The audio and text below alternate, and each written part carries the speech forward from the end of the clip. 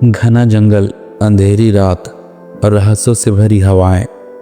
लोग कहते हैं कि इस जंगल के बीचों बीच एक प्राचीन गुफा है जिसमें छुपी है वो नागमणि, जिसकी चमक से अंधकार भी रोशनी में बदल जाती है। लेकिन ये मणि कभी किसी इंसान के हाथ नहीं लगी, क्योंकि उसकी रक्षा करती है खुद एक इच्छाधारी नागिन। कहानी की शुरुआत होती है एक गांव से, जहां पीढ़ियों से लोग बताते आए थे कि पास के जंगल की गुफा में नागमणि छुपी हुई है। गांव के लोग उस गुफा का नाम भी नहीं लेते थे, लेकिन लालच इंसान को अंधा बना देता है। गांव का ही एक नौजवान लड़का अर्जुन, जो खजाने खोजने का बहुत ही शौकीन था, बुजुर्गों की बातों को मजाक समझता था। एक दिन उसने अपने दोस्तों को इकट्ठा किया और बोला, सोचो, अगर नागमणि मिल गई तो हम सिर्फ गांव के ही नहीं, पूरी दुनिया के मालिक बन जाएंगे। दोस्त डर गए, लेकिन अर्जुन ने अकेले ही उस गुफा की ओर कदम बढ़ा दिए।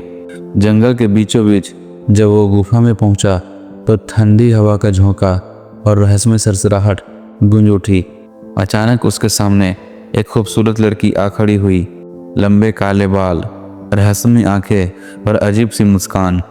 वो बोली, क्यों आए हो यहाँ? अर्जुन हंसते हुए बोला, मैं नागमणि लेने आया हूँ। लड़की की आंखें पल भर में बदल गई, उसका शरीर लहराया और देखते देखते वो बन गई एक विशालकाय नागिन।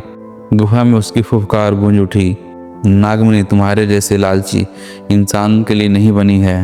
नागिन ने अर्जुन को चेतावनी दी कि नागमणि सिर्फ उन्हीं को मिलती है जिनका दिल निर्मल और निस्वार्थ हो। लेकिन अर्जुन कहाँ मानने वाला था।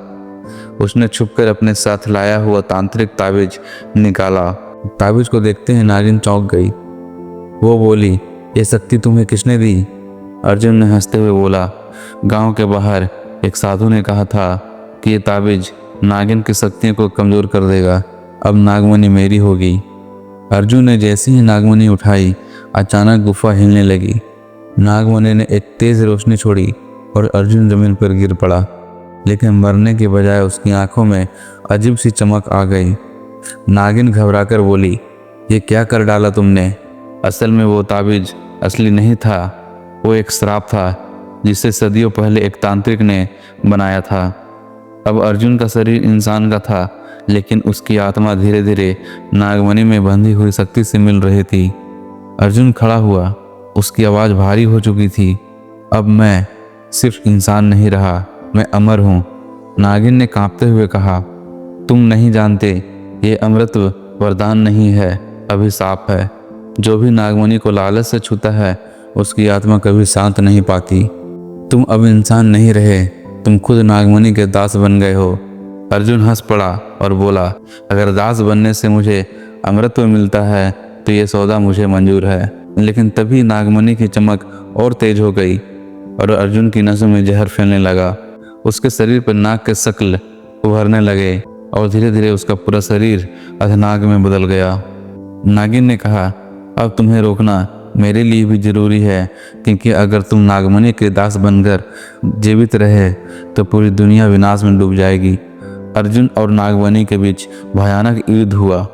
गुफा की दीवारें टूटने लगी, बिजली चमकने लगी। आखिरकार नागमणि ने अपनी पूरी शक्ति लगाकर अर्जुन को नागमणि के सामने गिरा दिया। नागमणि ने अर्जुन की आत्मा को खींच लिया और उसका शरीर पत्थर बनकर हमेशा के लिए गुफा के दरवाजे में ही जम गया। नागिन थकी हुई बोली, हर 100 साल में कोई ना कोई इंसान लालच में यहाँ आता है, लेकिन नागमणि का रहस्य आज भी वही है। ये मणि सिर्फ संसार के संतुलन के लिए बनी है, इंसानी लालच के लिए नहीं। आज भी कहते हैं, अगर कोई उस गुफा के पास जाता है तो उसे गुफा के दरवाजे पर एक पत्थर की मूर्ति दिखाई देती है। लोग कहते हैं वो अर्जुन है जिसने नागमणि पाने की कोशिश की और खुद रहस्य बन गया। तो दोस्तों, आप क्या सोचते हैं? क्या सच में नागमणि और इच्छाधारी नागिन का अस्तित्व है, या ये सिर्फ लोक कथाएं की गहरी चाल है? अपनी राय हमें कमेंट्स में ज़रूर बताएं। और ये कहानी अगर आप लोग को अच्छी लगी हो तो हमारे वीडियो को एक लाइक और चैनल को सब्सक्राइब करना ना भूलें।